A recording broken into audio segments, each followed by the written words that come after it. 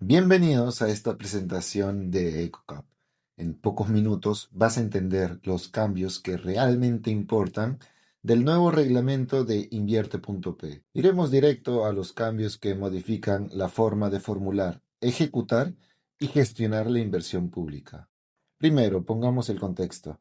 El 18 de julio de 2026 se publicó el Decreto Supremo número 140 del año 2026, emitido por el Ministerio de Economía y Finanzas. Esta norma aprueba el nuevo reglamento del Decreto Legislativo número 2052 y reemplaza el reglamento que estaba vigente desde el año 2018, aprobado mediante el Decreto Supremo número 284 del año 2018. El nuevo reglamento tiene 3 capítulos, 20 artículos, 6 disposiciones complementarias finales y una disposición complementaria transitoria. Y aquí está lo importante. No estamos hablando de un cambio puntual o de algunos artículos modificados. Estamos frente a un nuevo reglamento para todo el sistema. Además, algunas de sus reglas más importantes recién entran en vigencia 90 días calendario después de su publicación. Para entender mejor los cambios, primero, ubiquemos el ciclo de inversión. Este comprende la programación multianual, la formulación y evaluación, la ejecución y finalmente el funcionamiento. Estas etapas se desarrollan entre los artículos 14 y 18. Entonces, ¿qué cambia en la gestión de una inversión? Aquí aparece uno de los cambios más importantes. El artículo 14, numeral 14.3, señala que para seleccionar y priorizar una cartera de inversiones ya no basta con identificar qué proyectos se necesitan. También se debe evaluar si la entidad tiene la capacidad para financiar la ejecución hasta terminarla y después contar con recursos para operar y mantener esa inversión. Además, se prioriza la continuidad de las inversiones que ya se encuentran en ejecución física. A este se suma que toda la programación debe estar alineada a los lineamientos de Política Nacional de Inversión Pública y con las metas de cierre de brechas, como establecen los artículos 5 y 7.3. En términos simples, la cartera ya no debería funcionar como una lista de proyectos deseados. Si la entidad no tiene capacidad para ejecutar una inversión y luego mantenerla funcionando, esa inversión no debería incorporarse al programa multianual de inversiones. Segundo cambio, la formulación y evaluación. El nuevo reglamento define que se considera un proyecto de alta complejidad.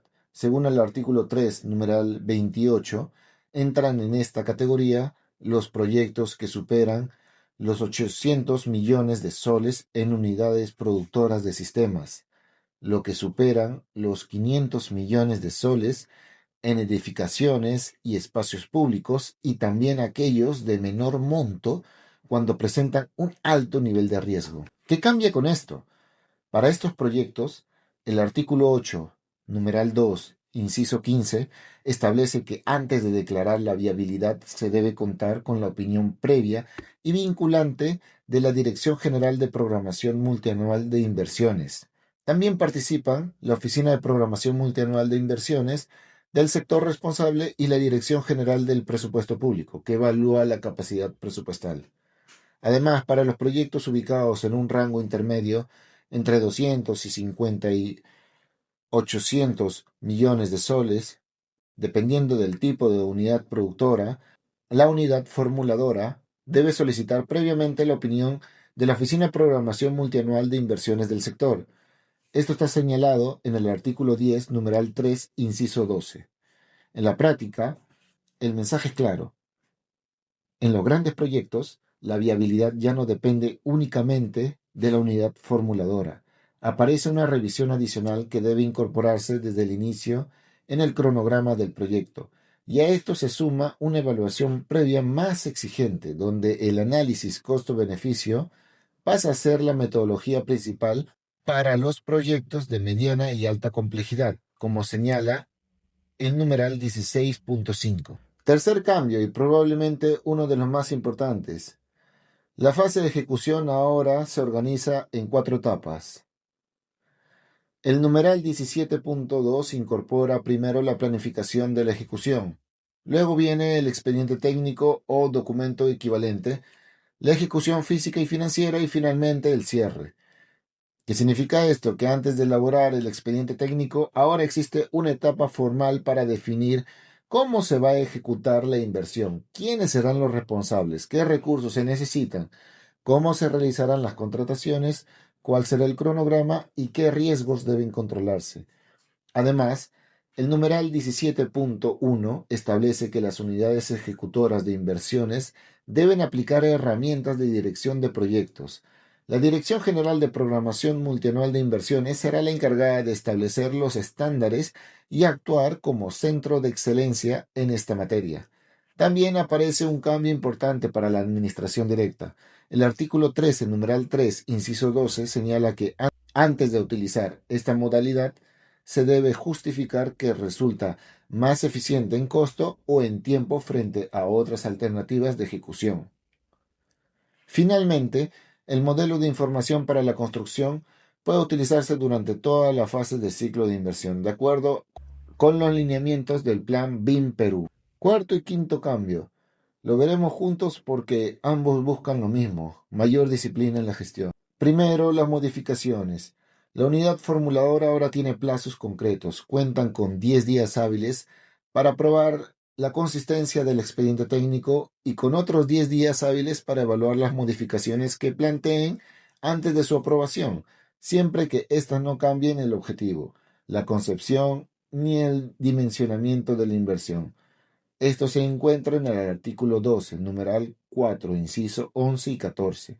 Además, cualquier modificación debe registrarse y sustentarse antes de ejecutarse. Y para las inversiones de optimización, de ampliación marginal, de rehabilitación y de reposición, aparece una restricción importante. Si un activo ya fue intervenido, no se puede registrar una nueva inversión sobre ese mismo activo durante los siguientes 3 años, salvo situaciones de emergencia. Así lo establece el artículo 19, numeral 2, inciso 2. El quinto cambio está relacionado con la sostenibilidad. El programa de mantenimiento debe elaborarse durante la propia ejecución física de la inversión, como señala el artículo 13, numeral 3, inciso 11. Además, el órgano resolutivo o el titular de la entidad es responsable de asegurar la operación y el mantenimiento, incluyendo la disponibilidad de los recursos necesarios, de acuerdo con el artículo 18, numeral 1. En términos simples, el mantenimiento deja de ser algo que se piensa al final. Ahora debe planificarse desde la ejecución, asegurar que la inversión continúe funcionando después de ser entregada. Y aquí quiero detenerme en una regla específica, el numeral 17.5. La norma establece que si el costo o el plazo previsto en el expediente técnico varía en más de 30% respecto al aprobado en la viabilidad, la Dirección General de Programación Multianual de Inversiones debe informar esta situación a la Contraloría General de la República. Es importante precisar que esto no significa que la ejecución de la inversión se detenga. Veámoslo como un ejemplo sencillo. Supongamos que un proyecto fue declarado viable por 100 millones de soles y al elaborar el expediente técnico, el costo sube a 135 millones. Esa diferencia supera el 30% y por lo tanto deberá ser comunicada al órgano de control.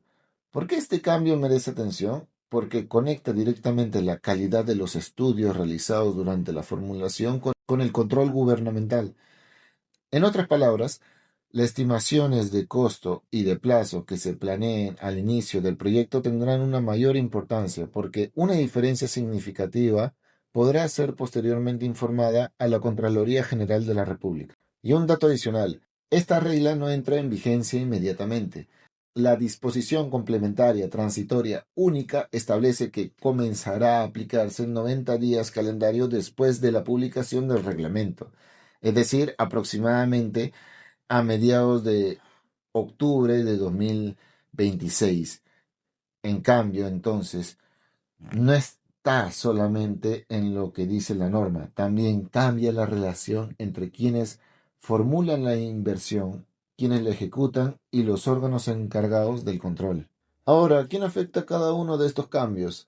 No todos los actores asumen las mismas responsabilidades. La Oficina de Programación Multianual de Inversiones gana mayor participación en los proyectos de mayor tamaño porque debe emitir opiniones previas y además asume la evaluación intermedia. La unidad formuladora trabaja con plazos más definidos y también debe verificar que las inversiones de optimización, de ampliación marginal, de rehabilitación y de reposición no se utilicen para fraccionar proyectos de inversión. Por su parte, la unidad ejecutora de inversiones debe planificar la ejecución, justificar el uso de la administración directa y elaborar el programa de mantenimiento. Para los consultores también hay un cambio importante. Los documentos técnicos deberán guardar proporción con el nivel de complejidad del proyecto y tendrán carácter de declaración jurada, de acuerdo con los numerales 16.3 y 16.4. Y para la empresa ejecutora, el mensaje es claro. Las variaciones superiores al 30% pueden ser informadas a la Contraloría General de la República y cualquier modificación debe registrarse y sustentarse antes de ejecutarse. Si al terminar este video solo recuerdas tres ideas, que sean estas. Primero, en formulación, los documentos técnicos deben adaptarse al nivel de complejidad del proyecto.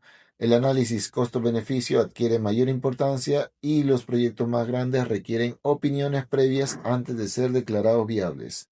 Segundo, en ejecución, la inversión debe gestionarse como un proyecto. Ahora existe una etapa formal de planificación.